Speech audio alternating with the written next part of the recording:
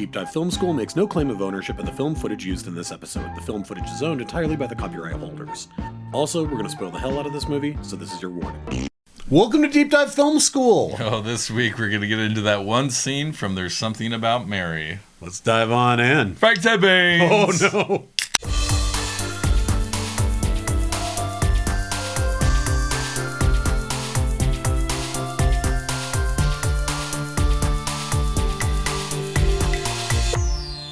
All right, everybody, I'm Adam Sherlock. And I'm Adam Palcher. And if you like what you see /here, please like and subscribe. You can find us in all the spaces and places that people Find good media. Whoa, we practiced ahead of time. I don't know if you could tell. It's obvious. All right, so this week, you guys, we are getting into... Is this one of the first comedy, that one scenes that we've done? I mean, we did Princess Bride, but that scene itself was is dramatic, actually very dramatic, very funny yeah. scene.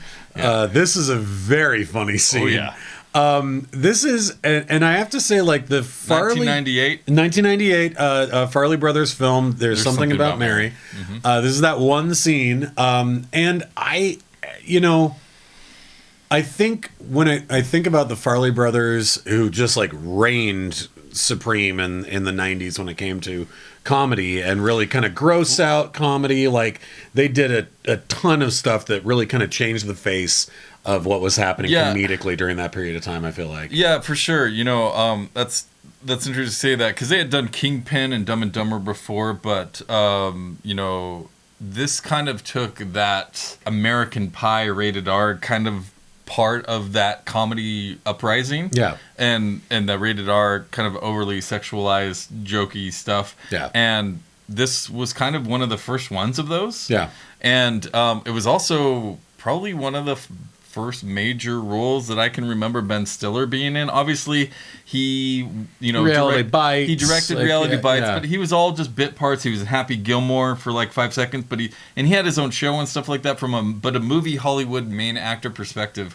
This was actually one of his first ones there. So it's very sex driven, over the top humor, but also has a little bit of heart. Lots of body fluids. Yeah. I think the usage of body fluids in the Farrelly Brother films goes above and beyond what a lot of gross out kind of comedies have, and always has, and yet somehow they were always able to kind of get away with it and still have some, dare I say, heart in what they were doing. There's a lovable aspect. There's a little heart there. Yeah. The context of this scene, we kind of have seen that Ted is in love with Mary. Yeah. But we've also seen him be nice to Warren, her disabled brother, and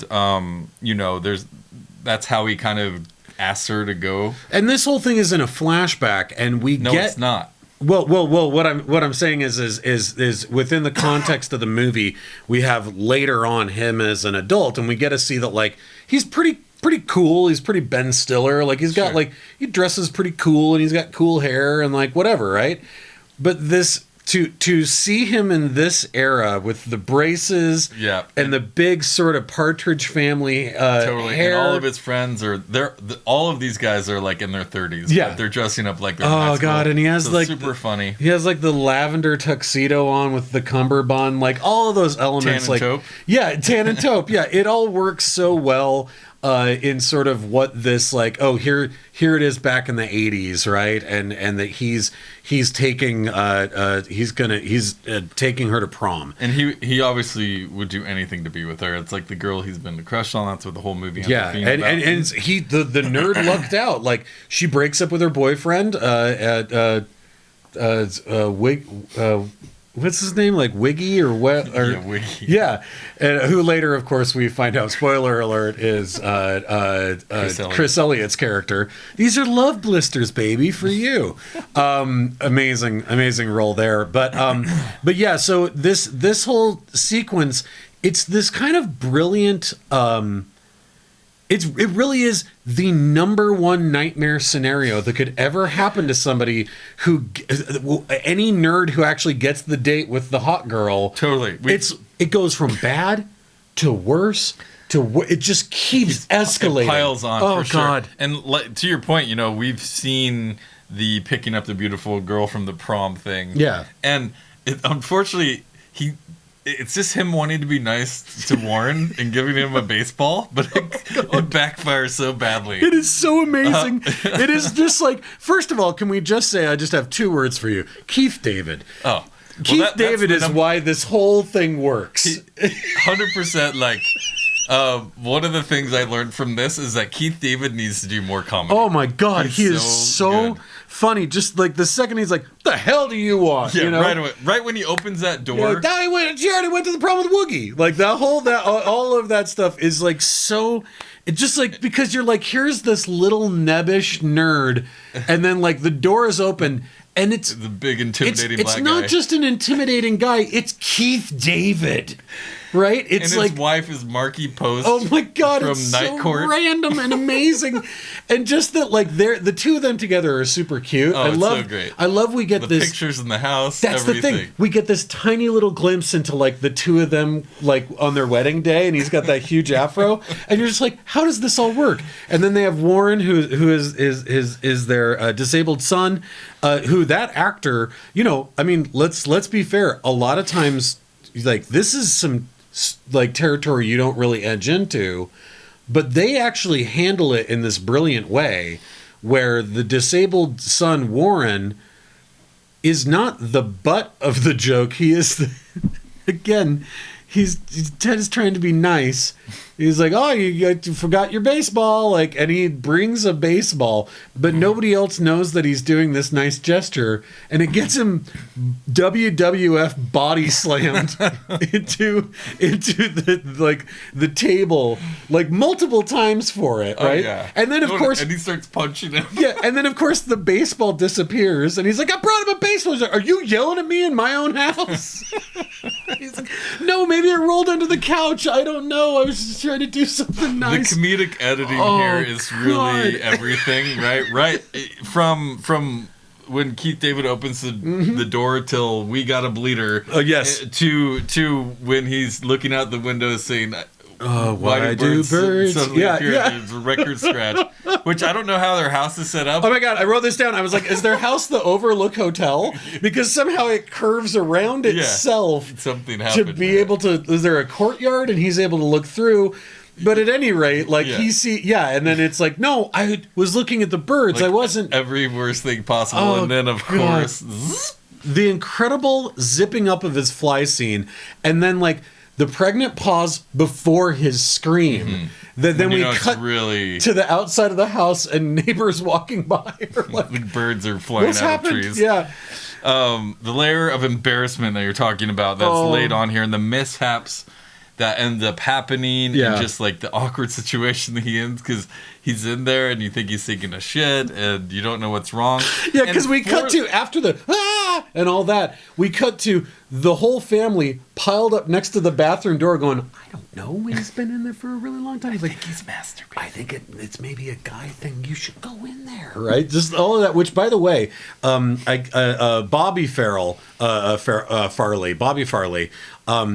that scene actually came from a real experience in his youth, where his older sister was listening to some records with some friends, and one of the boys, like, I'll be right back, you guys, and like ran downstairs and peed and fucking zipped he zipped himself up in it, and he zipped himself up. He was in there for a really long time, and Bobby Farrelly says, my dad, who was a doctor, actually had to go in and say, hey kid, you all right?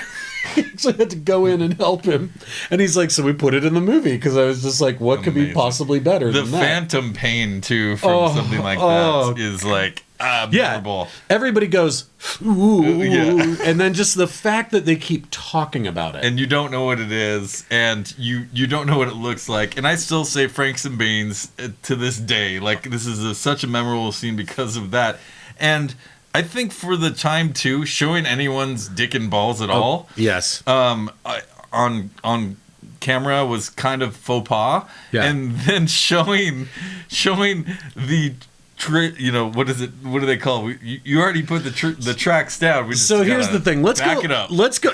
God, and let's go through this just beat by beat, because this is actually like all of that build up with Warren and with Keith David. This is what you're all of that's building up to just again this nightmare scenario. Shot. Yeah. Once he zips up, it's like each new person that comes in has like.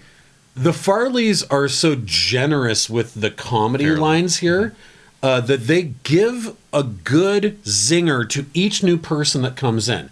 So first it's Keith David, right, who comes in and he's like, well, is it the Frank or the beans? And he's like, I think it's a little bit of both. And he's like, all right, let's take a look. Well, let's take a look. And he's like, well, what's that bubble up there? And he's like, how'd you get the beans above the Frank? Right? So he gets beans above the Frank. Like each person gets one. And then I love, once we're at this heightened pitch of just like embarrassment and we haven't seen anything. Everybody's talking about it. A police officer just magically appears at the window like we're in the middle of a lady scream. Yeah, like we're in a Benny Hill sketch, right? Totally. He just like, well, what's going on in here? And you're like, oh my god. And he's like, no, it's fine. And he's Andy like, Griffith show. Yeah, and then he climbs inside, and then he looks and he's like, my god, son, how did you get the zipper all the way to the top? And that's his zinger. And then all of a sudden, a firefighter fully with his fire axe and helmet comes in through the door. He's like, okay, I need you to move your car so we can get the ambulance in here. And so each person has come in through here. I have to say... you missed Marky Post. Rest in peace. She just died from cancer recently. Oh, this is right. She did, yes. But she sprays Bactine on it. That's right. And he's like, ow, God! And then Why would you do that? He's like, favorite, look, I could just go. Desperation. I could go. He's pulling like the jacket sleeve down, and he's like, look, I can just go and we can deal with it later. Because he's like, this is my only chance to go to the prom with the hottest girl. I'll just put this in front of my nuts that are hanging out of the zipper. We'll dance all night. Yeah. I'll just pretend this hasn't happened. But it is the money shot. Here's what it is. Right? And it is so brilliant. And I timed it. 3 minutes and 22 seconds from the time that he knocks on the door and Keith David answers. 3 minutes and 22 seconds go by 3 minutes and 22 seconds from the time he zips up. 3 minutes and 22 seconds from the time he zips up. That's how long it takes before the payoff of showing his dick in the zipper. Oh, okay, so they tease it a lot. And it's truly an incredible feat of prolonging a punchline, right? I mean, this is something that I think they could, if you want to explain to somebody like how punchlines work in comedy, this is a sequence that you could show, because I remembered thinking in the theater, so many good one-liners, I was like, well, they're never going to show it. No. They wait so long, 3 minutes and 22 seconds. They wait so long that you've gotten comfortable with just the one-liners. You're just picturing it in your head, right? So you're like, well, they're never going to show it now. And so by the time that the firefighter comes in, you're like, well, they're not going to show it. And then they show it. Once the audience is completely comfortable, there's no way they're going to show this. They show it. And it is like the most rewarding payoff in that moment to just be like, fauna from the heavens, right? In that moment to be like, now we're going to show it. And then what you see, you really can't, it looks like an abstract painting. Nothing about it looks like a penis or testicles. It does just look like a bubble, and then a weird zipper thing, and then a little bit more, and then more zipper, and then a little bit more, and you're like, yeah, no one's coming out of that unscathed, right? And he did. He got the zipper all the way to the top. We got a blitter. It is so brilliantly done how long they wait to show you that money shot. The tension of it and everyone's reaction is what you're banking on, right? Oh my god! And just like it just keeps piling on and piling on, becoming more embarrassing. And poor Mary. Oh my god! Yeah, and she's still on the other side. And then when they are wheeling him out, and Warren's dancing behind, going, "He was masturbating." Yeah, that is like. Again, it's this perfect stew of like your worst possible nightmare come true. And like, honestly, I don't care. Dwelling on someone's misfortune is like the epicenter of this, right? and I don't care. Like, this is the thing is like, I feel like that we, you know, after some of the Todd Phillips like hangover movies and some of these movies where it still does gross out comedy, but like, you know, Todd Phillips is a slick director, right? Yeah. And I'm like, you know what though? Like watching this scene again, I'm like, it's fine that it looks flat. It's fine that it looks like the set of an episode of Mr. Belvedere. Yeah. It's all of the ensemble sequencing, how characters are brought into those scenes, the amazing job of these actors to pull this all off at the same time, and then the cutaways, the brilliant editing of the cutaways. That's the magic. It doesn't need to look slick. It doesn't need to look amazing. No. It just needs to be deeply funny. Hilarious. Yes. Yeah, exactly. And I don't know how Ben Stiller could keep a straight face through this whole thing. He is doing all the heavy lifting too, because he's just doing all the ow, and again, like you said, like pulling the shirt tails. Like that is just like the desperation in this poor kid. And then the cherry on top is that he lost all this money to his buddies who thought, he was like, fine, let's make it 100. Yes. Right? Because he's like, and he's just, and the whole neighborhood is out there with like a fire truck and an ambulance, and he's in there just, oh God, and they're wheeling him out. It's like everyone's screaming, it's chaos in the background, it's amazing. Incredible. And then the whole, you know, that's kind of follows him through the movie to a degree. Actually, it doesn't follow him as much, but it's also that thing that he's just like consistently embarrassed by. He was this close. He was this close, and then just everything that could possibly be bad. And I keep going back to the scene after the doves fly away, and she's there in her underwear, and the slow like peeping Tom, and the camera does this slow push in on him as he realizes what they're realizing about him, and he goes, no. No. And then that's when he does the big zip, and it's like that little bit of acting, like even though we're in a gross out comedy, is a brilliant little piece of acting on his part. You know, and I think a lot of times we don't talk enough about like how hard it is to do good comedy like that, right? To really sell it and to make a complete ass of yourself like that. The way that he did in this scene, like, is just fantastic. I mean, many dramatic actors won't even do comedy because they're too scared. They won't go near it, because they're like, what if it doesn't work? Yeah. Amazing scene. So glad I watched it at least 3 times. Again, I still say Frank and Bean. It's so funny. Well, the second he's like, is that the Frank or the Bean? And then Warren, you can just hear outside the door, Frank and Bean, Frank and Bean. Did you realize that he's solved a Rubik's Cube while he's watching MTV at the beginning? Well, we talked about, and I actually, it like the early Warren scene, what Warren says when Cameron Diaz says, you know, did you say hi to Ted? And he says, yeah, about 100 times.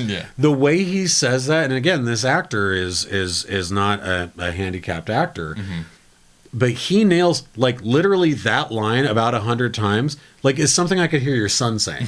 Like it's all, you know what I mean? Of just like, he didn't say hi to him once. But like, that's the response is like, yeah, about 100 times I said hi to him. And you're just like, God, the ear for that in terms of the dialogue is like, again, it's not, I don't feel like that it's done in jest of a handicapped person. He is not the butt of any of the jokes here. No. He's the one who body slams Ted to the ground because he touched his ear. But just that about 100 times, I was like, damn, that's good. That's like you've been around people and who just the family atmosphere, the house, everything, the whole situation. It's what makes this a memorable scene. David, please keep doing more comedy. Oh, please do. We implore you. You yelling at me in my own house? No, I don't know. Just trying to get the kid a baseball. All right. Well, thank you very much for that one scene from There's Something About Mary. Next up, we're going to start a Pedro Almodovar festival. We're taking a hard left, hard right, whatever. Yeah, I mean, that's how we do it here. That's how we do it. Yeah. And so we're getting into him and in a new director's festival with him. And very excited for that. That next one scene we're going to do, we got some Flashdance coming up. Yeah, we got Flashdance coming up. What was the other one that we had? We got Wall-E, the opening sequence from Wall-E. So but I think starting next week, we're going to be getting into Talk to Her. Excellent. Awesome. All right. Thanks, everyone. We'll see you then. Bye.